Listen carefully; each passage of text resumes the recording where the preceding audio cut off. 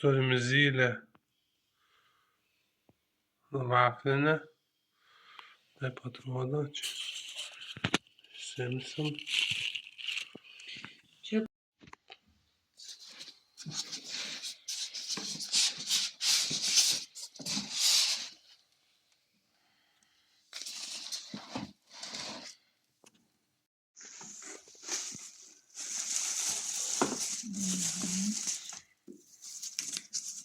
Čia irgi.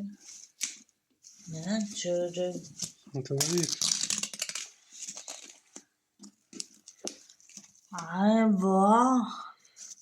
Kaip čia matai. Va. Dviguba.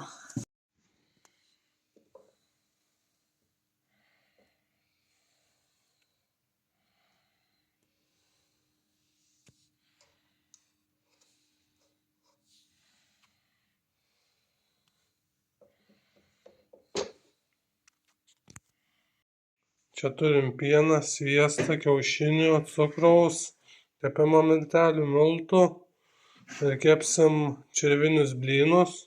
Žiūrėsim, kaip gausis. Paskui receptą įkelsim. Turim tokį zylę vaflinę.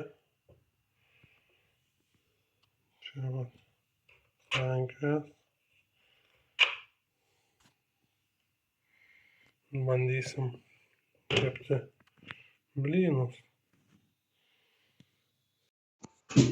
Pasidarėm tokią masę blynams ir žiūrėsim, kas gausis, kokie blynai.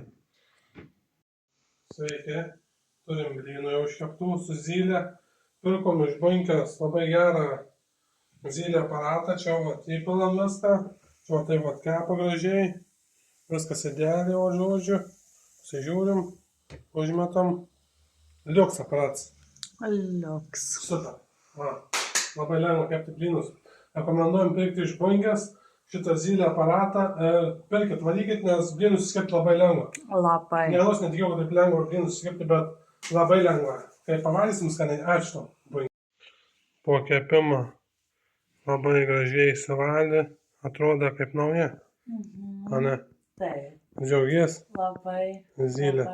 Žiauriai. Tai Bunkė tiesą sakė. Sakė tiesą, netikėjom, bet sakė tiesą. Tai vat pirkite iš Bunkės šopą ir bus tokia vat zylės vaflinė, o blynukus pamatysit to tokiu.